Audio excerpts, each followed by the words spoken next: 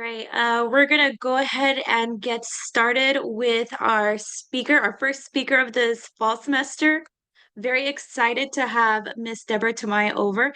So I'm gonna go ahead and introduce her very quickly. Deborah Tamai is a disability rights advocate and co-founder of the Rio Grande Valley Down Syndrome Association, a graduate of Northwestern University, and she moved down to Texas with her family in 2009.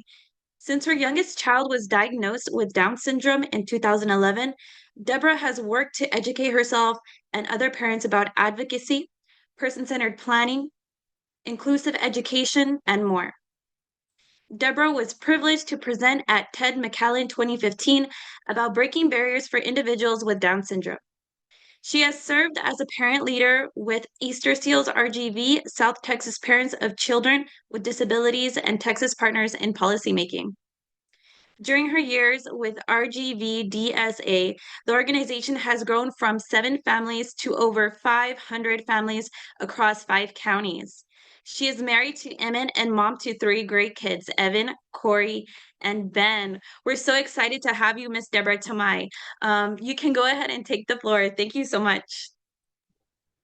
Thank you. Thank you so much for having me. It is an honor and a privilege to speak to folks at STC and family members and the community about Down syndrome. My presentation tonight is called Everyone Belongs, Understanding and Acceptance for Individuals with Down Syndrome in the Rio Grande Valley. And what I hope to do tonight is give you some facts and figures about Down syndrome, but also some stories and some information and some research about what it actually means for a family to have a family member with Down syndrome and what that looks like. Let's see. Oh, there we go. So how it started for me.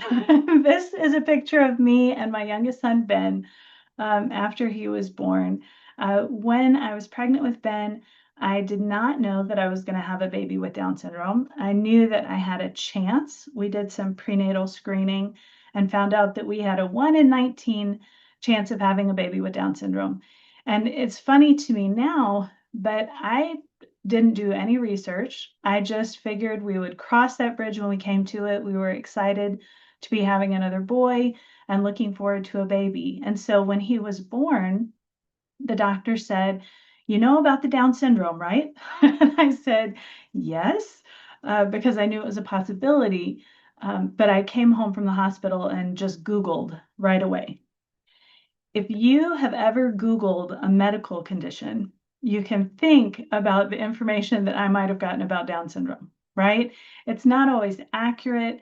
Some of it is very fearful. The information that I found was really mixed, and it was difficult to know what was current and correct.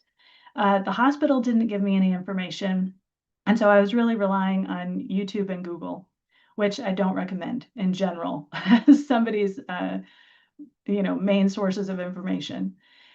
Fortunately, there's a program called Early Intervention that is provided for any child with developmental delays, any kind of developmental delays from 0 to 3. It's a federal program, and therapists and case managers come to your home and they work with you and your child to help your kids get off to a great start. Early intervention changed my life because those case managers and therapists were the people that really helped me know Ben and understand him better, and understand what hopes and opportunities he could have.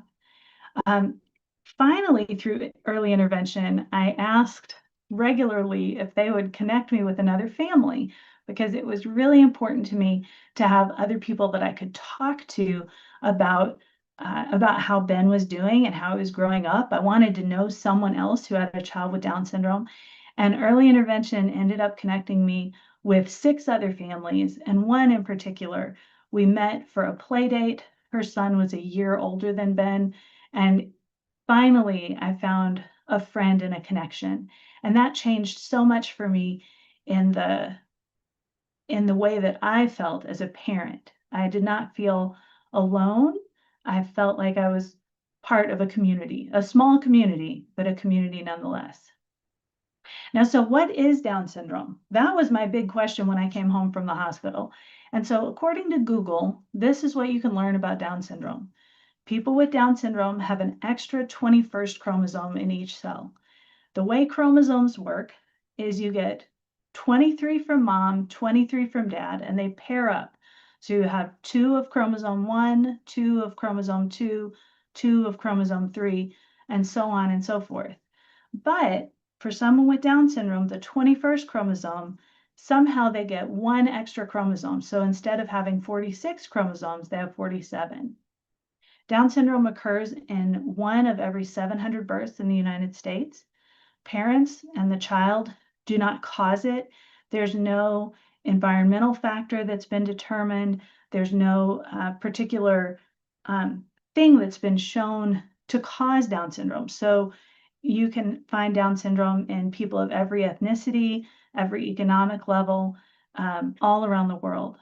And I always tell elementary kids, you cannot catch it and you can't get rid of it. It's not like a cold. Down syndrome is part of how someone's body is put together, and it's always going to be a part of them. This is what's called a karyotype. So if you get a picture of your chromosomes, this is what they look like. And this picture shows someone with Down syndrome. You can see in the circled area that there are 3 small chromosomes for trisomy 21, whereas there should just be 2 in a typical person. Let's see. So what causes Down syndrome? It is unknown. They've considered many different factors, and most people think of maternal age. Most people say, well, if a woman is older, she's more likely to have a child with Down syndrome. And that's true because older eggs have a greater risk of improperly dividing with the chromosomes. So if you look at your age at conception, if you are 20, the chance of having a baby with Down syndrome is 1 in 1,600. At age 35, it's 1 in 365. The chance of having a baby with Down syndrome at age 40 is 1 in 100, right? So a 1% chance. However, most babies are born to people who are younger. So the majority of babies with Down syndrome are born to mothers who are younger than 35. Even though you're more likely to have a child with Down syndrome when you're older, you're more likely to have a child when you're younger. The physical characteristics of Down syndrome. So there are several things that identify someone with Down syndrome, and these are not necessarily true for every individual with Down syndrome. Each person is unique and different, and so some of these things are going to present more vividly or not present at all in people with Down syndrome. Generally, people with Down syndrome have low muscle tone, also known as hypotonia, which makes the muscles appear relaxed or floppy. People with Down syndrome tend to have loose joints. Often when we think of someone with Down syndrome, we think about their eyes. Their eyes tend to be shaped like almonds and they slant.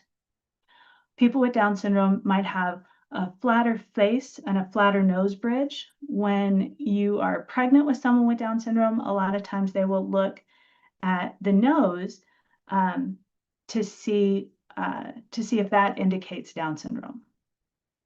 People with Down syndrome tend to have smaller ears, hands, and feet. They're also generally shorter than the typical population. A person with Down syndrome might have a pinky finger that curves toward the thumb, or a singular crease across the palm of the hand. It's called a palmar crease.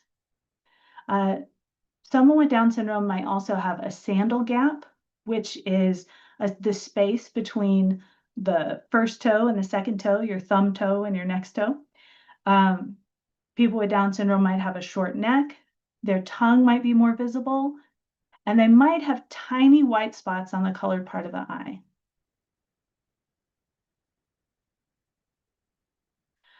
So if you have Down syndrome, with all of those characteristics, how might it affect someone? It depends. For most people with Down syndrome, they have a mild to moderate cognitive disability.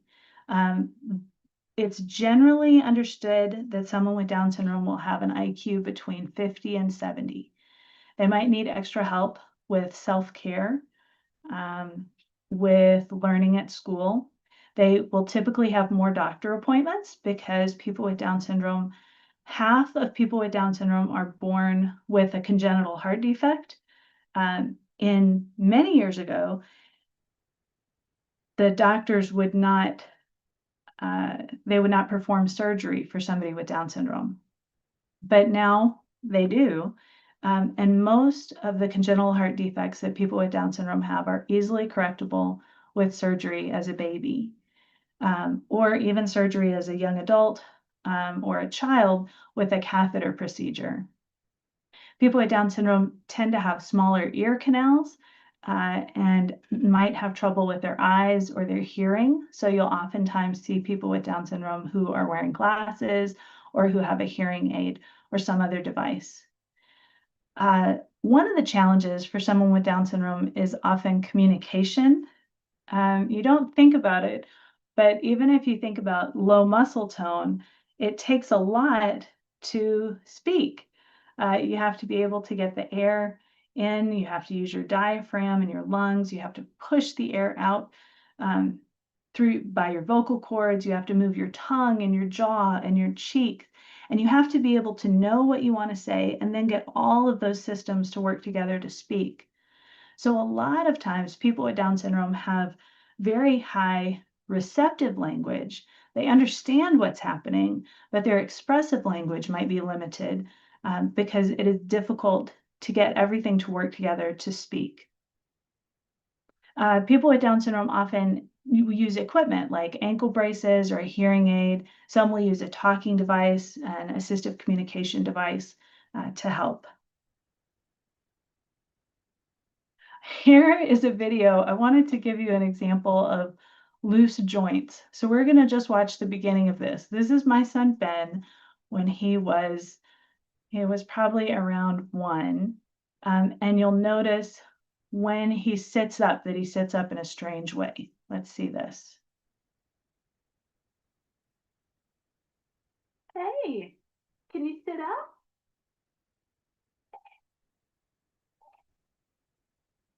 Wow, good job. Yeah. Okay, so did you notice that instead of pushing up from the side, he put his legs out and just popped his body up in between?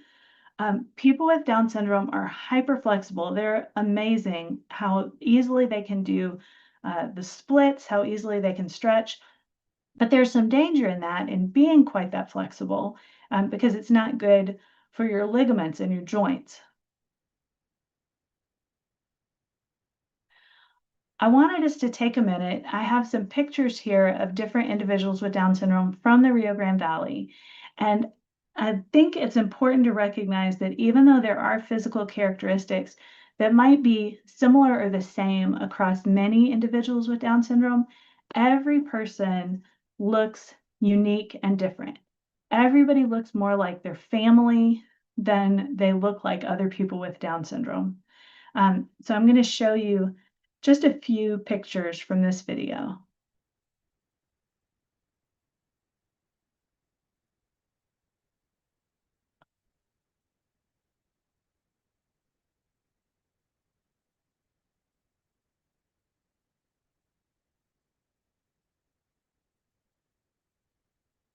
You can notice the shape of the eyes. You can notice the bridge of the nose. You can notice the tongue.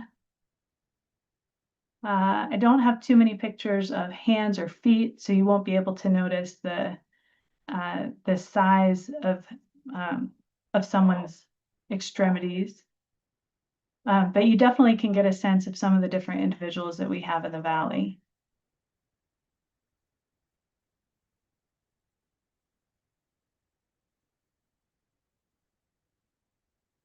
All right.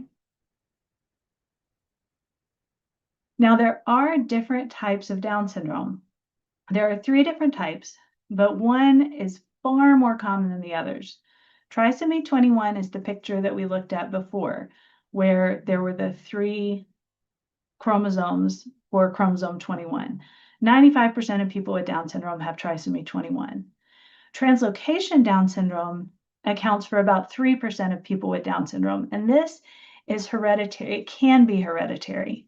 So what will happen is a piece of the 21st chromosome might break off and attach to the 14th chromosome or the 13th or the 18th. And it's still there, so they still have 3 copies of that chromosome, but it's attached to another chromosome as well. If someone has translocation Down syndrome, there's usually genetic testing that can be done when somebody is thinking about having a baby and they're trying to figure out what their chances are of having a child with Down syndrome. And then mosaic Down syndrome is the last kind. This type affects about 2% of the people with Down syndrome. Basically, if someone has trisomy 21, they have Down syndrome in every cell. It's part of their whole body. There is a 3rd copy of the 21st chromosome. But for some small group of people who have Down syndrome, not every cell is affected. So they might have 40% of their cells that have an extra chromosome for 21, but the other 60% don't have them. And it's a mix. We're not totally sure how many people have mosaic Down syndrome and how many do not.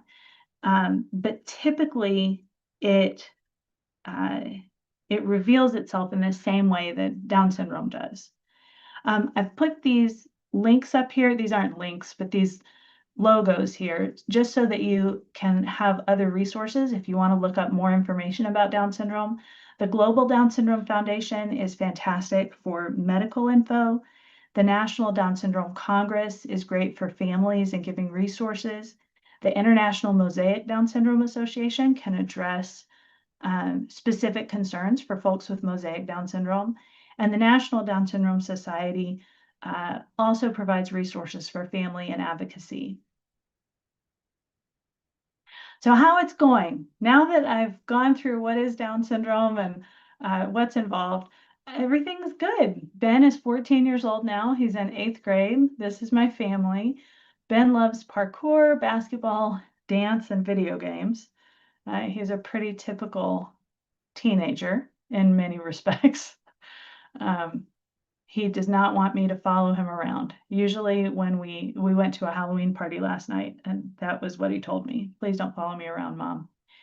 So I feel like that's pretty typical for an 8th grader. One of the things I think that is important for us to think about, and I'll say if in the chat you want to weigh in on this, if you're thinking about having a family and you're thinking about children, what do you want for your children? When we think about kids and adults with Down syndrome, I remember that being one of the challenges when Ben was born. I didn't know what would be unique or different about him, and I didn't know what dreams to have for him and whether my dreams needed to change. So let's think for a minute. What might you want for your children? Usually people say things like health, safety, happiness. I think those are all good dreams for children. Eventually, I made myself a list, and this is my list for our family. I hope that all 3 of my children have friends and family, that they have people that are important to them. I hope for my family, for my children, that they have romantic relationships. I am married and have been married for a long time at this point, and that relationship with my husband is really important to me. And I hope so much for my kids that they get to have that kind of relationship. I want my children to have things that they're interested in and activities that they like to do. I'm a little particular because there are certain things that I like. I love to read, so I'm excited that my children are readers. I enjoyed school. School was important to me. I'm a huge San Antonio Spurs fan. Shout out to them since they won last night.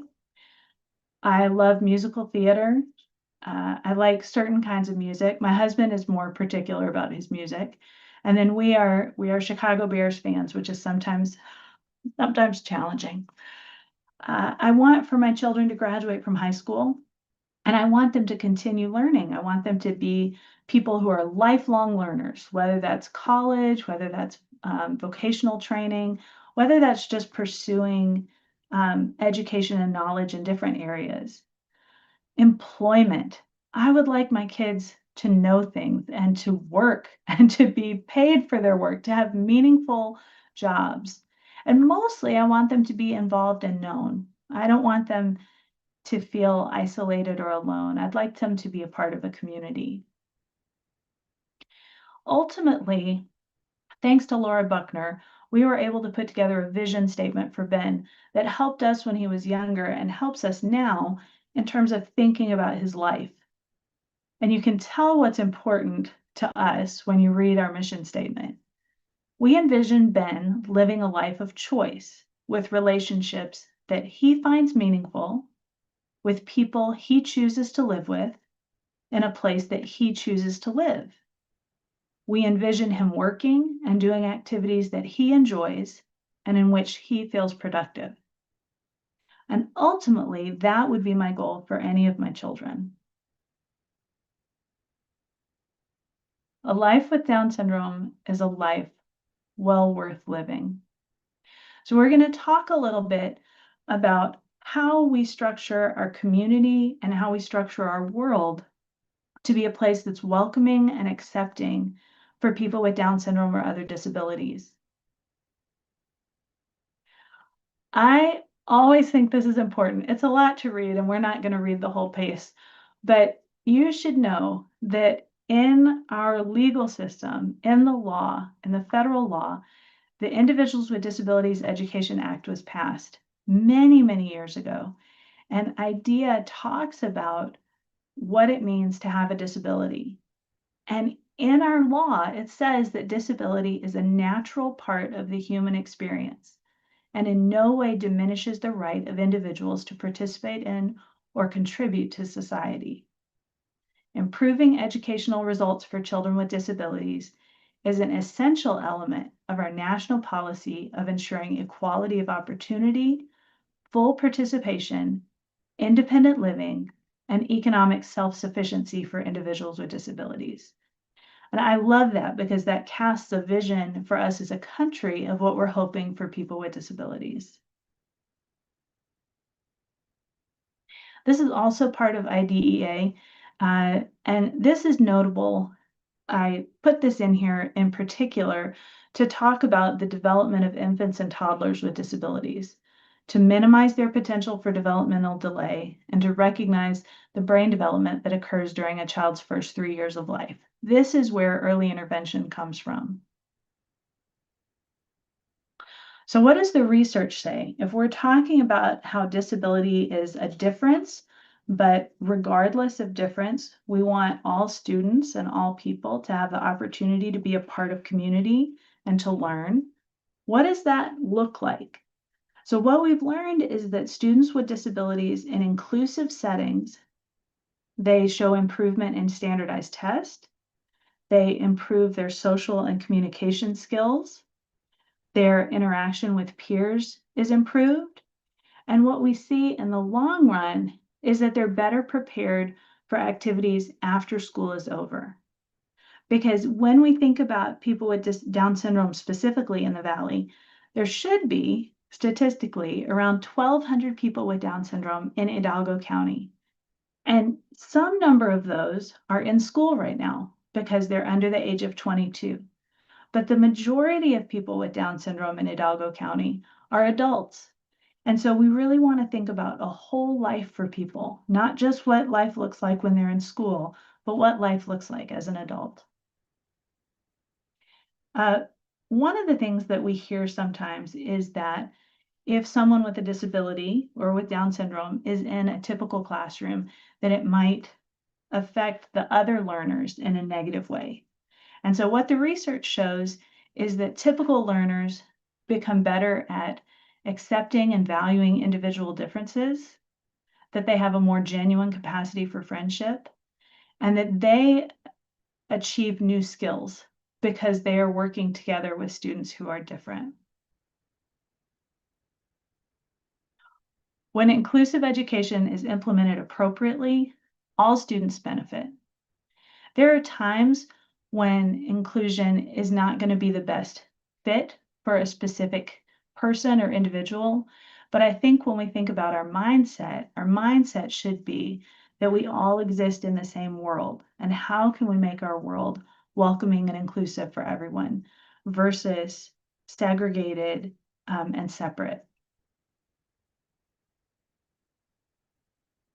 So ultimately, when we think about inclusion, research shows that inclusion produces better outcomes, and every child grows and develops and can learn more each year.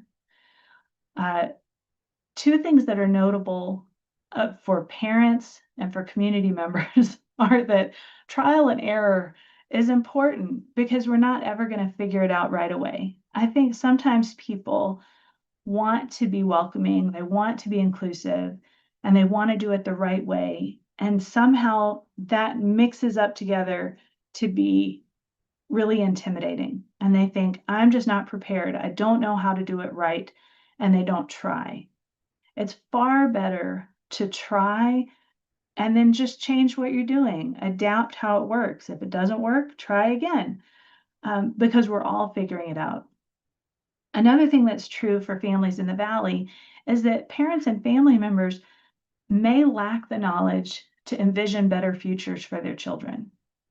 If you are a person who did not grow up with other kids or adults with disabilities in your community or in your circles, when you have a child with a disability, it's kind of overwhelming and you don't know what to hope or expect for them.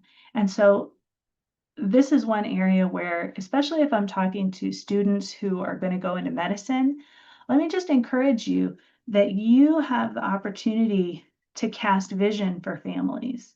You have the opportunity to make a difference and to help parents and family members have a bigger idea about what their children can do or who their children can be.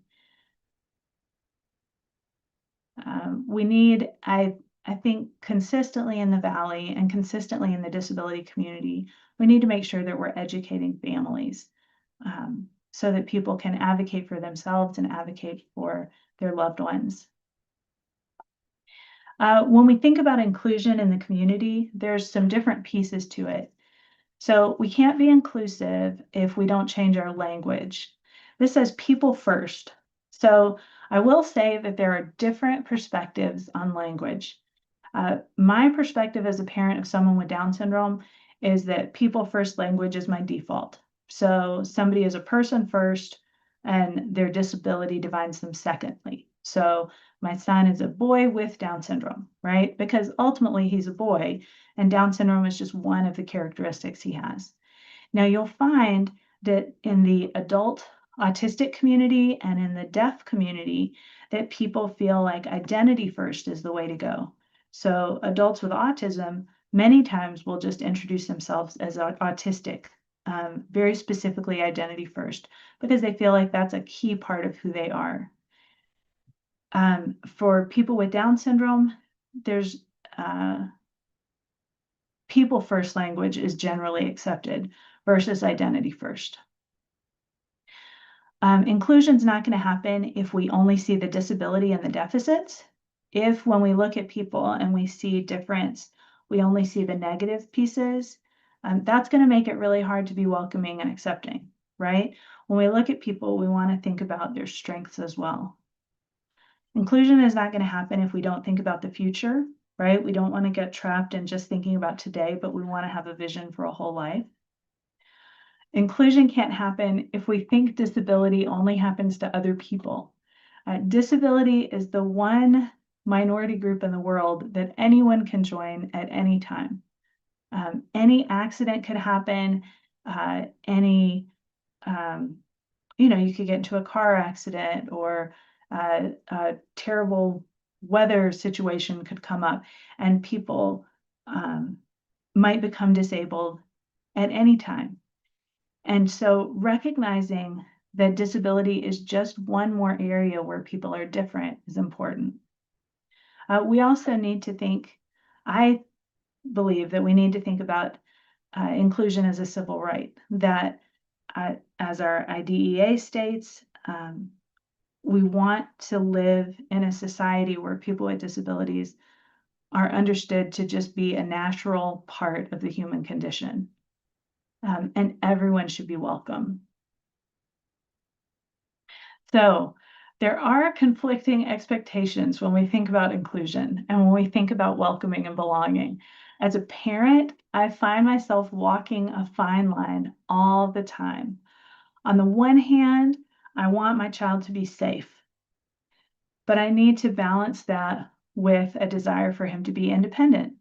And how do I find the line? Sometimes I err on the side of safety, sometimes I err on the side of independence. And that is trial and error all the time.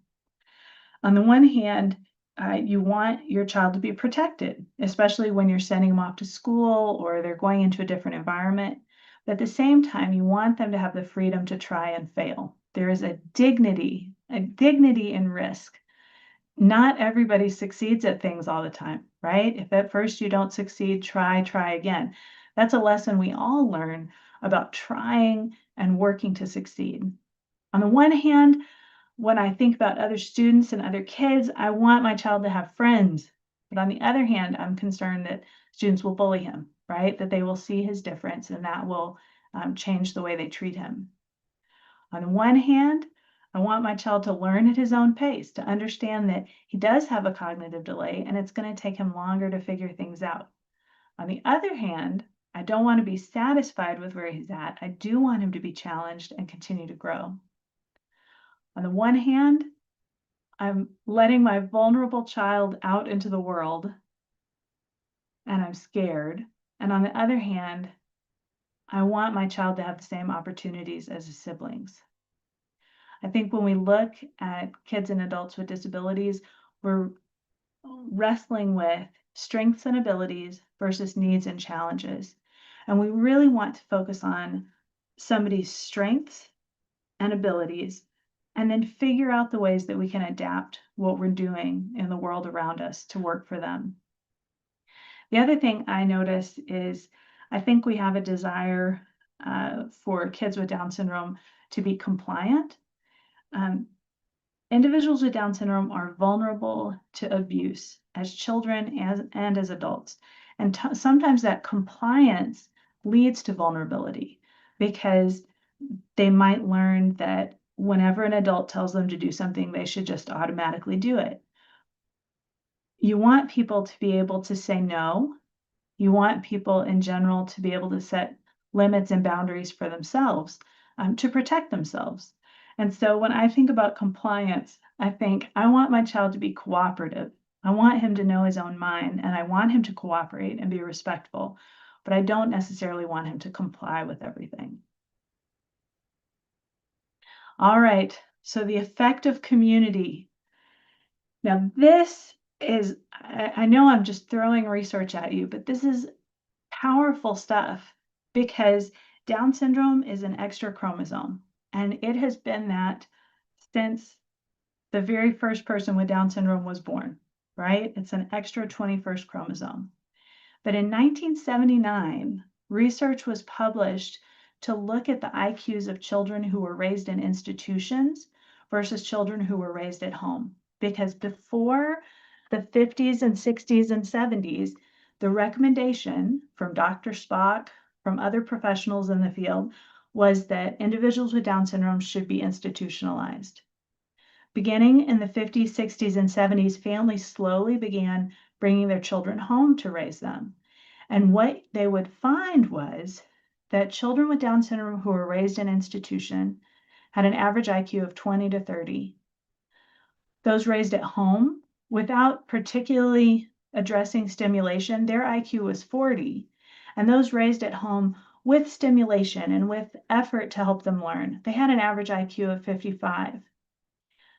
The chromosome was not different. The chromosome was the same across all those environments. But what changed were the opportunities and the expectations for the children. So, in looking at community and in looking at the value of being part of a community, I'd like to talk about the Down Syndrome Association. We began on March 21st, 2012, with 7 families. We met for the first time and had a family support group. The goal was that people would not feel alone.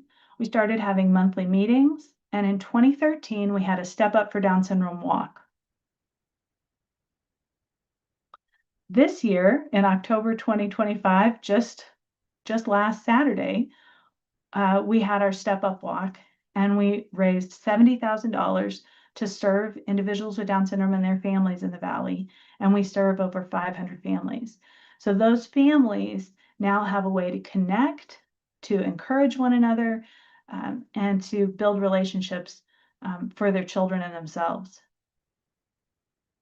The mission of the Down Syndrome Association is to build relationships, advocacy, and support for individuals with Down syndrome and their families in the Rio Grande Valley. So I'm going to show you some ways that we do that. For relationships, we reach out to parents of newborns. We do monthly activities for families, holiday celebrations, and we have a Facebook group.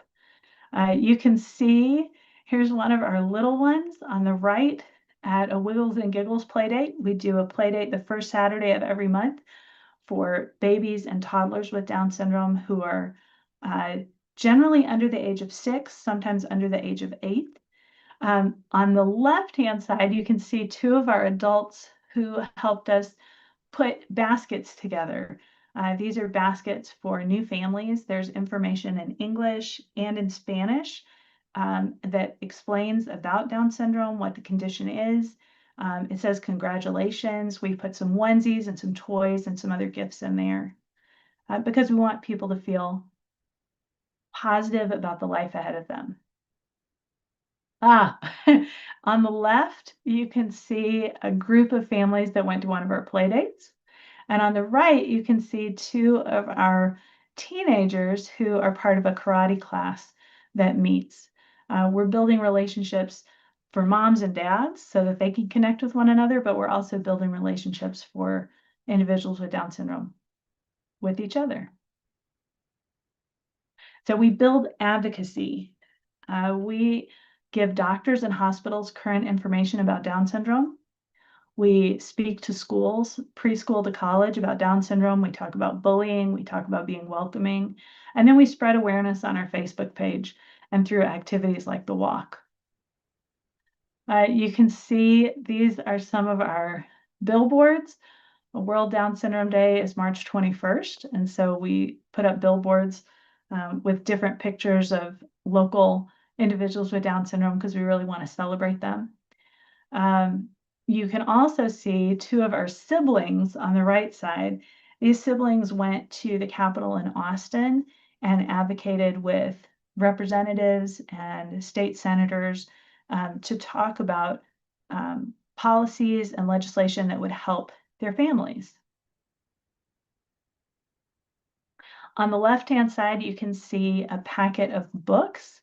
Every year for March 21st, we do classroom kits where we give teachers, any teacher can request one and they're completely free, but we send a classroom kit with a book about Down syndrome and a book about disability in general, along with wristbands and stickers and some lesson plans so that classrooms can talk about what is Down syndrome, and we can hopefully connect with kids as young as preschool about being welcoming and understanding difference, because as kids grow up, they're going to make the difference for our community and our culture. On the right-hand side, you can see a table set up with one of our moms and her son, who is an adult. They were out there just giving information and sharing pictures and brochures about RGVDSA. So we build support. We educate parents through seminars. We connect families with local resources. We do our Step Up Walk and World Down Syndrome Day activities. This is our walk with Love Doesn't Count chromosomes on the left. On the right, this is a parent meeting where parents are gathering together. We have a speaker come in to educate and inform. I think every family feels like they're starting from 0 and they have a lot to figure out about what they want to do and what they need to know. And so we'll have speakers come in and talk about everything from therapy to doctors, to insurance, to jobs, to to self-care for parents. It's just whatever we see the need for at the time. Here are a couple of other pictures of parents supporting parents. On the left, this is a group of moms who all have young children with Down syndrome, and they attended a retreat. RGVDSA provided scholarships for them to go to a retreat in San Antonio a couple years ago. And then on the right-hand side, this is the cast for Peter and the Wolf. We really want people with Down syndrome to have the opportunity to demonstrate their skills, right? And to learn new things. And so we've partnered with a local theater company to do a play the last 3 years. And so we have a group of adults who meet, they learn lines, they learn blocking. In this one, you can see that there's hunters and a duck and a bluebird and a cat and a wolf. And it's just a lot of fun. It's a great opportunity for them to perform and to try something new. So what can you do as community members? There's several things that we would love to see you do. The first thing is presume competence.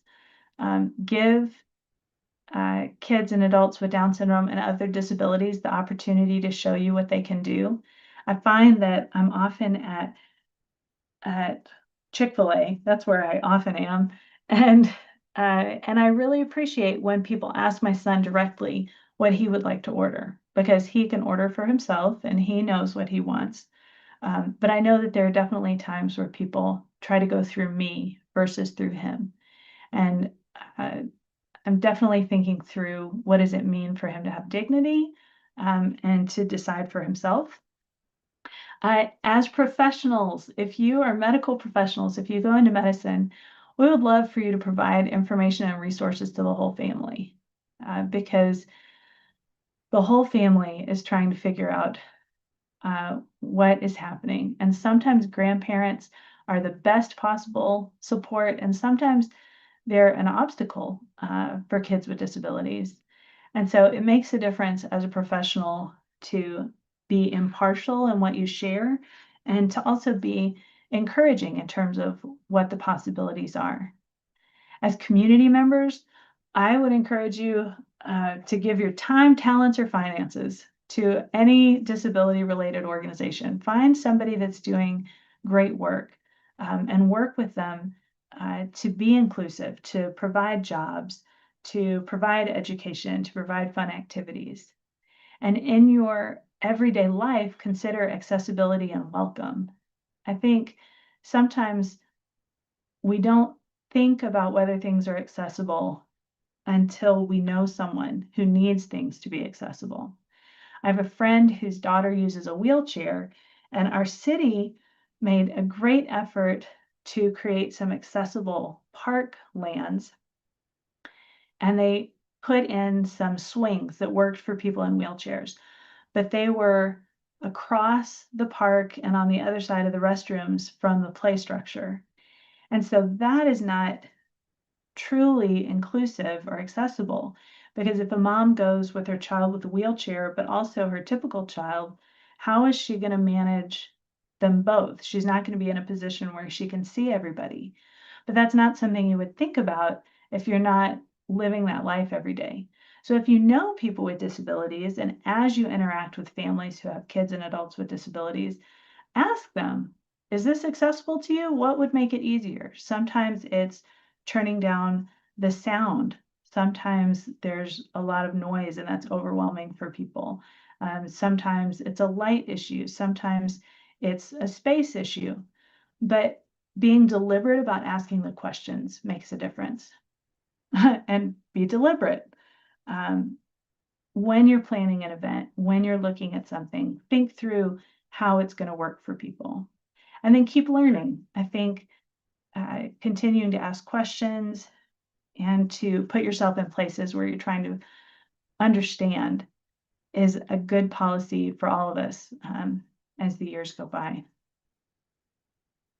What's next for RGVDSA? So the Down Syndrome Association, we have holiday events in 2025. We have Christmas parties coming up. We have an education conference on February 6th with Region 1, And then World Down Syndrome Day is March 21st. Let me encourage everybody to rock your socks. Chromosomes, when you looked at the map of the chromosomes, the karyotype, you could see that they look like socks. And so one of the ways that we celebrate is we wear fun, different socks on World Down Syndrome Day as a chance to celebrate difference. And then for more information, here is my our website, our Facebook, our phone number, and contact info. I'm hopeful that people have questions or things that you're interested in learning more about, and I would love to hear your stories. I'm going to stop sharing, and we're going to see what everybody has to say. Thank you so much for the presentation. It was amazing. It was very heartwarming. It was informative. We have a few questions that our STC scholars want to ask you. So I'm Sure. going to go ahead and pull up these questions for you. Okay, so the first question. People with autism are usually directed with dealing with mental health issues such as depression. Do people with Down syndrome suffer similar mental health issues as they grow? That's a great question. Sometimes in teen and adulthood, you do see things like depression come up because oftentimes people are isolated. What we see with schools is that there's activities and things that are happening until you turn 22. For somebody with uh, who's served by special education, you typically can stay in school from 18 to 22 in a transition program. But once you finish that program, we call it the cliff. You kind of fall off. There's not other activities. Life gets a lot smaller. The world gets a lot smaller. And so that's when folks really struggle more in terms of feeling connected.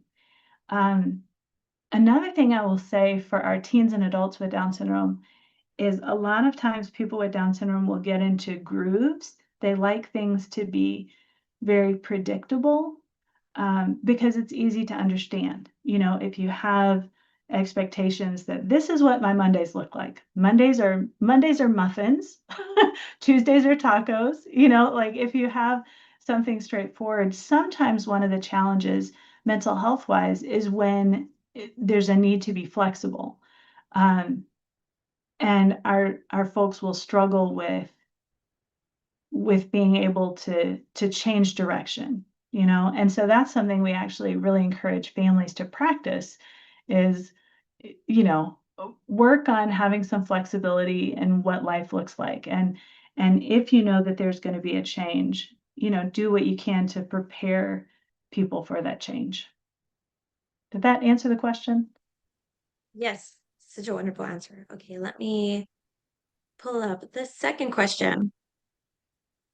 Okay, so this question is from Kendall Villegas. She asks, my question is, what gaps still exist in the transition from pediatric to adult medical care for people with Down syndrome? Oh, Kendall, that's a great question. And I wish I knew more to give you specifics. One of the things that we've noticed is if you look at the research, um, I think in the 20th century, there was a time when people with Down syndrome were not going to live past the age of 9. And then for a while, the age was 20. And then it gradually went up to 35, 40. And so now the expectation is that people with Down syndrome will live into their 60s or 70s. But what we see is some of those things like heart surgery that happens with babies, like now all of a sudden we have all these adults who had a heart repair as a baby. And what kind of cardiac implications are there now as adults? You know, what does the follow through look like in terms of they've always been served by a pediatric cardiologist and and everything is repaired and fine, but then what does it look like as an adult to find care? One of the other things we learn that happens for people with Down syndrome is uh, they are at greater risk for having Alzheimer's. The 21st chromosome is associated with the plaques that cause Alzheimer's. And so one of the challenges for adults is if we see dementia developing or neurological changes, how do we serve that? Because that's a very specific change as an adult. It's very interesting. Did not know that. Okay, our third question.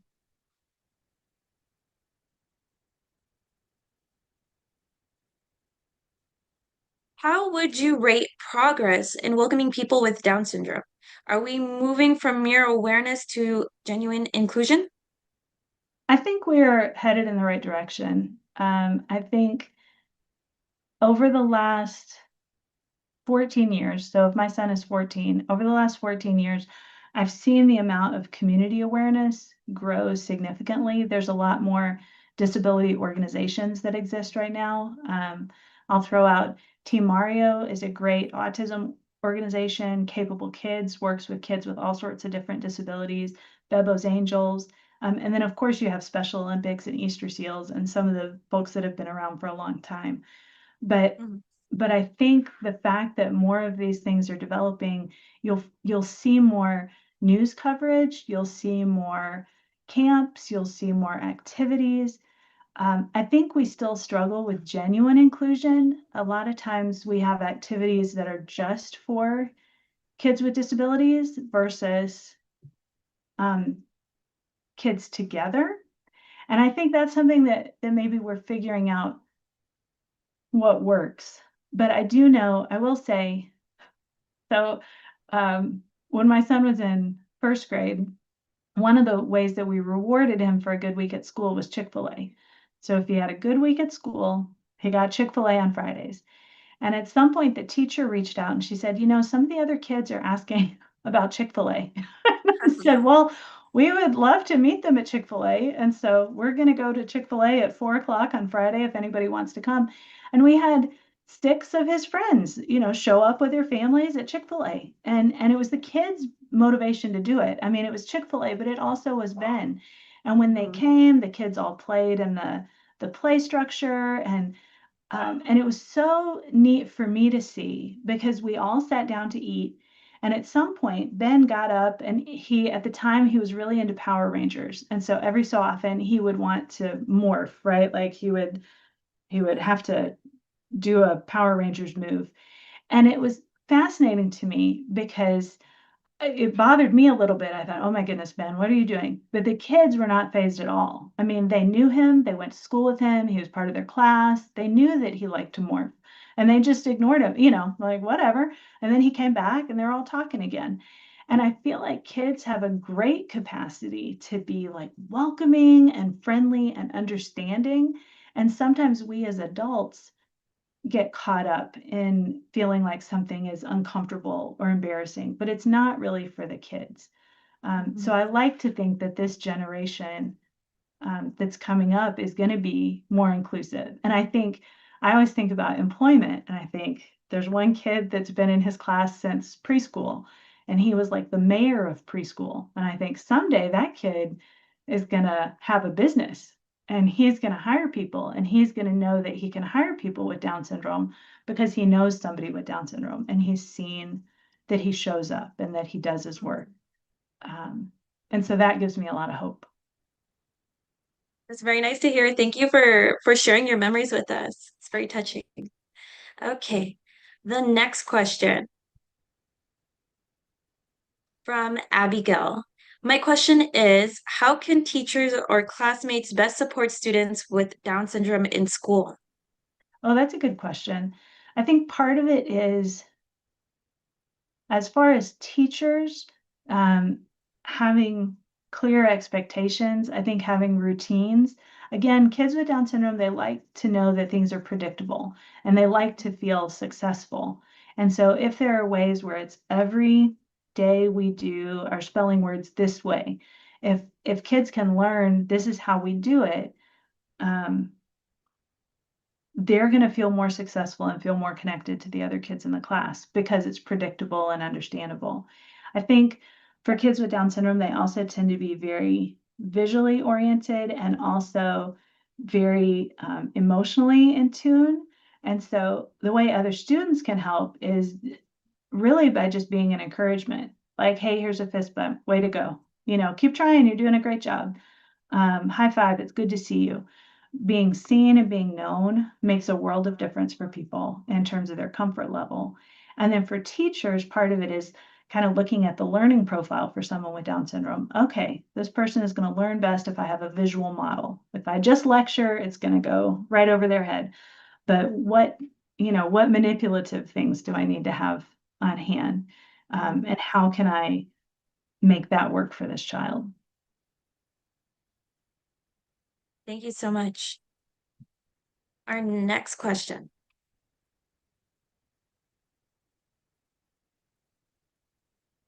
Okay. You mentioned inclusion isn't always the best for every person. What determines or what is considered when deciding whether a student with Down syndrome should be separated from others? Also, I would like to know how some common mistakes people make when trying to be supportive and between that and what is actually to be supported, if that makes sense. It makes sense. I'll have to think about examples because that's a good question. Um, so, so, so my feeling is that you always want to try for inclusion first, that your Mhm, default should be that people should be included in the general ed classroom, that should be your first attempt. And then if something isn't working and you try different ways to support or change or modify, and if those changes and supports don't work, then I think having a separate classroom or a different way to work with that student is fine. mhm, Um, I know that some parents there's the fine line you're walking between wanting safety and wanting independence. And so every family is different. So some families are going to err, I don't even know if err is the right word, but they're going to fall more on the side of safety. And so for them, when they think about their child, they're going to think, I really need them to be in a safe, protected environment. And that's going to be a top priority for them. mhm. Um, and so, and that's a family's prerogative to decide that. Some of our kids with Down syndrome, um, we say they elope, like they may just run. Um, and so, if you know that your child is a runner and is gonna, take off at without um, without like a signal, like you may not be able to predict what's going to happen, then you really might say, safety is priority. Let's work on safety. Let's work on getting used to school and then gradually work our way into a more Mhm. inclusive environment. So I think it just depends on the child. And then in terms of the things that people do, I think one thing that people do that I think is funny is they talk baby talk, right? So you'll have an adult with Down syndrome and somebody will be like, "Oh, you're so cute. Like how sweet are you?" And we lose some of the respect and dignity that people deserve Yeah. as adults. Mhm, And I think too, like people don't mean it in a bad way. I mean, people are trying to be friendly and connect with this person. mhm. And so, so I don't want to judge somebody or but I think you can see when people have a genuine relationship, it's Yeah. more it's more authentic and less babying. Like you kind of Mhm. recognize, oh, I'm talking to a woman who's 25 and I'm going to speak to her like she's 25. Yeah. This reminds me of that commercial. I don't know if you've seen it, Which of the one? girl with Down syndrome and she's trying to order a drink at the bar. Have you seen that one? Yes. Yes. It reminds me of that. Yeah. I mean, I think that tends to be what happens is people just um, Dismiss the age. right. Yeah. And a person with Down syndrome is not a somebody may have interests that are more childlike, right? Or they may love Mario and Luigi or Barbie or something and be an adult. And that's fine. We all have different things that we're interested in, but they still have the lived experience of somebody who's an adult. And you just want to Yeah. honor that. We had a Mhm. group go out recently for somebody's 21st birthday, and they all had a great time ordering drinks. And, Nice. so, Cheers to them. you just you want to give people, I mean, let people be Let themselves. people live. Hmm. Thank you so much. Sure. All right. We're on question number 6. We have 8 questions. So technically 3 more. What has helped you most on your journey as a parent? This is from Monica. I think for me, having other parents to connect with has made a huge difference. I really value knowing parents whose kids are a little bit older than mine because then I learn from them and I see, oh, okay, like this is what's coming. And I think the other thing, it's like with any group, right? You find people that you resonate with. So like some families, we have one family that's great and they're super sporty, and that's just how they are. Like the mom and dad are both sporty, the kids are all sporty. It doesn't matter if the kid has Down syndrome or not, sporty. That's how they roll. Um, and so you kind of find those things, and it helps when you know other families because you can say, oh, okay, I'm thinking about basketball. I'm going to call this family, I'm going to call the sporty family and talk to them about how they do it, and what works for them. Um, but I think for kids with Down syndrome, they're going to learn everything, right? They learn to crawl, they learn to walk, they learn to run and jump. It just takes them longer. And so sometimes you just really like having those other families around because they know the work that went in with all the early intervention and the therapies and stuff. Um, so yeah, for me, I think just knowing lots of different people with Down syndrome has been really helpful because you see how everybody is different. Um, and and you just appreciate that, and then it helps you appreciate your own child more too because you see who they are as an individual. Thank you. Okay. Question number 7. What's one thing you wish more people actually understood about Down syndrome? Ooh, I was talking to someone earlier, and one of the things I wish people understood is that whether you are speaking or not does not affect your understanding. So I think we as humans, we tend to think if somebody is speaking with us, they're understanding more. And if they're not speaking, they understand less. But I think for a lot of our folks with Down syndrome, they understand a lot of what's going on, but they're not able to speak back as effectively as we might want. And so we have lower expectations for them. um, so I wish more people knew that speaking ability is not equivalent to cognitive ability. And I will tell one story about this. So one of the things that I've learned is that it matters how you ask the questions. Like when my son was young, he did not speak, he did sign language. We had a ton of signs, and that's all he did until he was probably 4 or 5 and active in school. And even when he was in school, uh, um, it took him a while. It took him a long time to get spoken language. Um, but he understood everything. And so we would be in a position where, let's say we were playing with blocks, and I asked him, like, what color is that block? Well, if he didn't have spoken language, he couldn't tell me. So then you would think, well, he doesn't know. He doesn't know that the block is red, right? Mhm.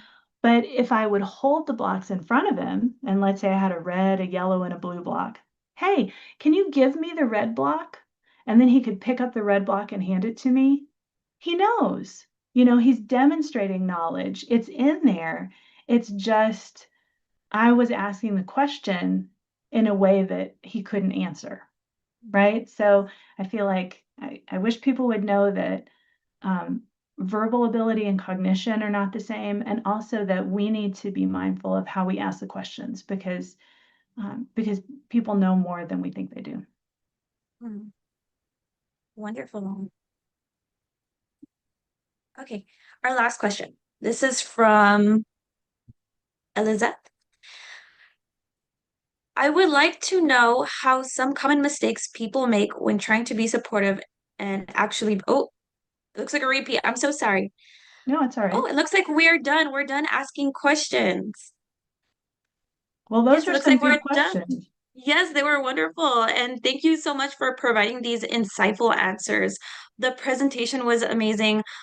Thank you for sharing a lot of your memories, a lot of your personal life with us and being vulnerable. We Sure. appreciate it, and our students appreciate that you took the time to come here today. Thank you so much, Miss Deborah. Thank you. Well, I'm excited for all of you, and I hope as people who are pursuing an education and are going to be professionals in our community, I hope that you are going to be people who are welcoming, who are accepting, and who do um, try to help us create a world where everyone belongs. Yes, and thank you for sharing those organizations and those future events. Awesome. Thank Thank you. you. Yeah, so hopefully our students are encouraged to go out and be a part of this community. Excellent. You are all